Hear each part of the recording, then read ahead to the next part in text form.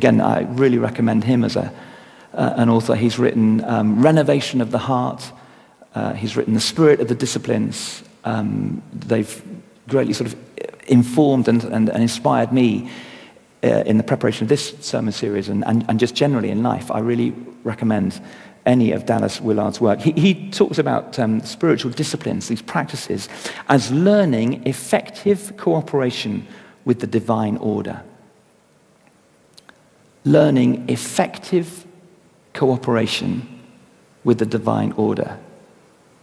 We deliberately put ourselves in the slipstream of God in order to live his life, his way, fruitfully, effectively. And we do that through practice. It creates the ability to do what needs doing. Spiritual practices create the ability to do what needs doing when they need doing, so that these disciplines, these practices become instinctive. Second nature, we might say. Subconscious. We don't even think about it. We find we are living the life of Christ. But it doesn't come naturally to start with. We have to work at it. Think of it, how many, just to help me here, how many can drive a car? You drive, so most of you, that experience, great, thank you. So you know when you first started to drive a car, you couldn't think about anything else. That whole coordinating the sort of clutch and the gear and the accelerator and the kangaroo starts and all that kind of stuff. You know, and when you're first out on the road and there's traffic around and the people and pedestrians and lights and do you remember that sort of fear of going out on the road? Do you remember the first time you drove a car on your own, once you passed? No comforting presence on your left-hand side. Ooh, you're focusing hard. Have you got the radio on blaring out? I doubt it. I want to get home in one piece. But after a while, the kind of bite on the clutch and the change in the gear and how the engine is, so I might put the radio on. I might even have a conversation. Hey, let's go for a drive. Because what was first sort of consumed us, gripped our minds as we had to really focus over practice becomes second nature. We can instinctively drive. And that's the point of the spiritual disciplines. We practice, not so that we become good at practicing. I don't practice driving to become good at practicing driving. I practice driving to be good at driving itself, not at the practice of it. I don't practice my golf swing so that I'm really good at practicing my golf swing. I practice my golf swing so that I can play better golf. And the spiritual disciplines, let's not get fixated on them. The goal is Jesus. Let's keep our eyes on Jesus. It isn't that I'm really good at reading my Bible. I'm getting much better at prayer. I'm so good at fasting. I find solitude and silence are my best friend.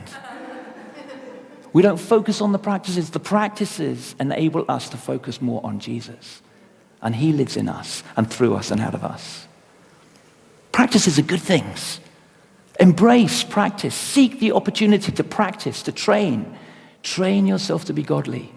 Be diligent in these things. Give yourself wholly to them, Paul says to Timothy. So the first myth that this is somehow sort of negative or for the keenies or... No, it's for all of us. This is how we get better. This is how we get good. This is how we get God. Second myth, and I touched on this a few weeks ago, so I won't dwell on it, but it's just this idea around grace. God's riches at Christ's expense, that little acronym. God's life, the new life that we have through forgiveness of sins, the Spirit in us, all of that from God. This is a gift of God, Paul says, not that you've earned it in any way. And I think sometimes this idea of training and of working hard at our Christian life, at these different disciplines, it conjures up in our mind sort of working and kind of effort. And we think, well, hang on, isn't that counter to the gospel? I thought the gospel was all about what God has done for us, and we simply receive what he's done. Yes. But here's the little confusion. The opposite of grace is earning, not effort. The opposite of grace is earning, not effort. I cannot get to God by my own merit, out of my own goodness, out of trying to pull up my socks and trying a little harder, being a little better. I will never be good enough for God in my own attempts. I'll never earn my way, merit my way to God. There's nothing I can do to satisfy the fact that my sinful life cuts me off from him. He has paved the way through Jesus Christ. That's grace, forgiveness. But having received the gift of grace, I can then I'm instructed to make every effort to work that grace out in my life. The opposite of grace is earning, not effort. That's why Paul says here, train. Be diligent, strive, give yourself wholly. This is flat out commitment on your part. Remember Willard, effective cooperation. We work with God to slide into the slipstream of the divine order for our lives. Final little myth, actually, I said there were two. There's one, it's a kind of heresy, but I think it still impacts the church today. It was a sort of 2nd or 3rd century heresy, I think. But it still lurks around. It's the heresy of docetism. Docetism from the Latin word doceo, to seem or appear. I think how it arose was this, that people looked at the life of this guy, Jesus, and said, do you know what, we have tried to live like him. We've tried for our lives to match his life. And do you know what, we always fall short. And do you know what, let's think about the Son of God. Of course he's different. Of course he's not like us. You know what? The heresy goes, he didn't really live. He just appeared amongst us. He wasn't real. He wasn't human. He didn't go through all the stuff we have to go through. No wonder we can't be like him. We're not like him. He's different from us. Docetism. He just appeared to be like us, but he wasn't really like us. Now, I'm not saying you consciously think that, but I wonder whether subconsciously we kind of park Jesus in a slightly different category. It was so long ago. It was so far away. And he's God's son. It's different. Therefore, I'll never be like him. Therefore, what's the point in trying? Let's settle for something other. And docetism, that's what undermines Christian faith, and particularly undermines spiritual fitness, is this idea that I'll never be like Jesus. Now, I want to be realistic. We live in a fallen world. We live in flesh and blood, and sin and temptation is still prevalent. We will stumble and fall from time to time. Every person who sets out on a fitness regime or sort of seeks to, practice the piano or to become good in whatever it is, they'll have good times and bad times. There'll be plateau moments and so on. Yes. But the hope of the gospel is that we can morph. The hope of the gospel is that Christ can change us from the inside out. We can be transformed bit by bit through diligent use of spiritual discipline, of practice. Final thing, the principle, the working principle.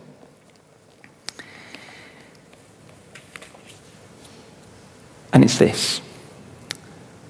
And Dallas Willard brings this out, and Ortberg has picked up on this as well, and I found this such a helpful releasing principle.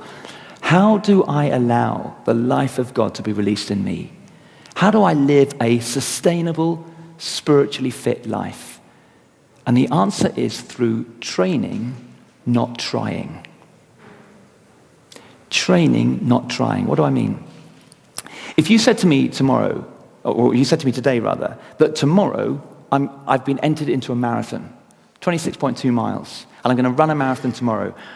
I promise you, I'm not the least fit person in the whole wide world, but I simply could not run 26.2 consecutive miles without stopping. I'd be walking most of the way. It doesn't matter how hard I try, I wouldn't be able to do it tomorrow. But if you said to me that in 6 months' time you've entered me into a marathon, and you gave me between now and 6 months to train, then I'm almost as confident that I could, if I set my mind to it. Reordered my life, reprioritized some of the things, the ways I use my time and so on. If I began to think about what I eat and how else I train, if I begin to put into place all sorts of practices and training, in 6 months' time, I could run a marathon if I train to. Doesn't matter how much I try, it's about training. I'm not particularly musical, but if you sat me down in front of that piano and you said, look, you've got a year, because I think I'd need longer, to play a piece of Mozart, or Beethoven or whatever, some kind of concerto. If you gave me that and said, I would like to do that tomorrow, it doesn't matter how hard I try. I don't even know where middle C is. But that's where I'd start. Someone show me middle C. Okay, ding. And we start from there. I do some scales, I do some chords. I do bit by bit, day by day. I build it up and build it up. I train, practice. In a year's time, I'd have a jolly good bash at Beethoven's Fifth or whatever it might be. If I train, I can do it. Just trying won't get me anywhere, save frustration. The principle to transforming one's life through the work of the Spirit living in us, the principle is through training, not trying. And here's the sort of the appendix to that principle. It's through indirect effort. Through indirect effort. What I mean is this, I think they say with a marathon, you don't train to run a marathon by running a marathon. I think they actually advise, don't do that. It's not very good for our bodies. So you do it through indirect effort, indirect training. You do a 5-mile run and a 10-mile run. You build it up. You do other runs. You do other kinds of fitness. You do it through indirect effort. And through indirect effort, you attain your goal through training. Final illustration, fun if you like, but it's from the original Karate Kid film, probably before most of you were born. I think it was the mid-80s. It was brought out, but do you remember the original? I think there's a later one come out, sort of 2010 or so. But this is the story of Daniel, and he dreams of becoming a karate champion. He just wants to be the best karate person there is. And so he travels to this film is basically a story. He goes to this karate expert there on the left, Mr. Miyagi. And Mr. Miyagi is a wise sage. He's a kind of guru in all things karate. And Daniel says, okay, teach me how to be an amazing karate expert. And Mr. Miyagi, he knows this principle of training someone through indirect effort. He knows that if he just sets in the goal of becoming the best karate, it kind of won't happen. But it will happen if he trains through indirect effort. And so what he says to Daniel is, okay, I will make you a karate champion. But first, I'd like you to paint my fence.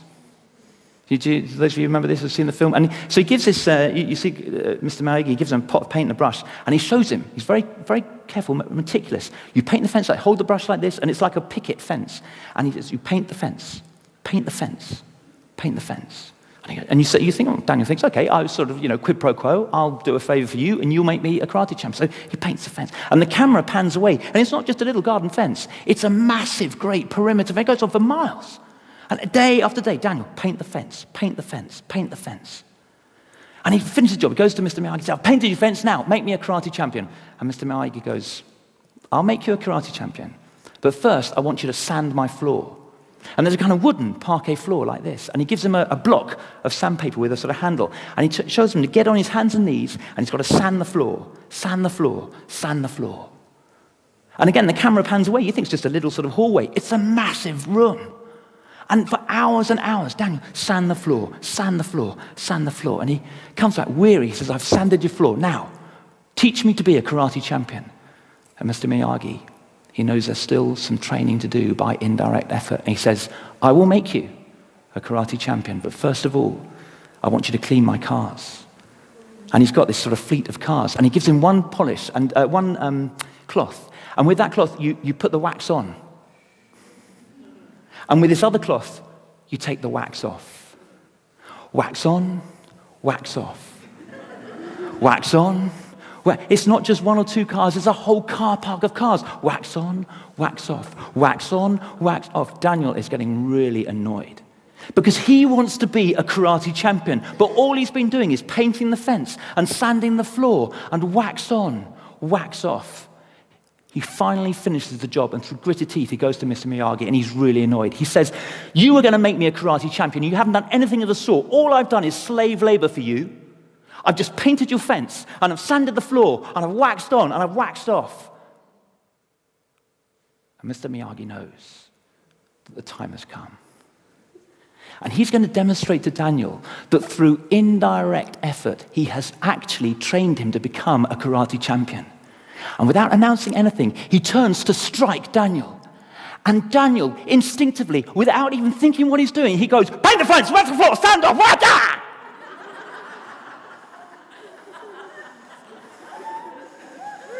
And he throws off this karate champion. He rebuffs him without even thinking about it. And in that moment, he realizes that he has become the karate expert through indirect effort. Paint the fence, sand the floor, wax off, wax on, whatever it is. And that's the principle of spiritual disciplines. That's why when we look at things, there'll be some disciplines of withdrawal from the life that conforms us to its pattern. And we will discipline ourselves to withdraw and practice what it is just to take a step back. But there are other disciplines of engagement. So we'll look at the discipline of celebration that inculcates joy, that just goes a little bit deeper than fun, which our culture knows all about. Joy, celebration, tapping into the life of God, of solitude and stillness in a busy world, of silence in a chatty world. And we'll practice servanthood in a world that looks after number one. We'll practice these contraflow disciplines that will grow the life of God in us through indirect effort. We'll train rather than try. And as we train, we'll become spiritually fit. You up for the challenge? Yeah. Let's stand together.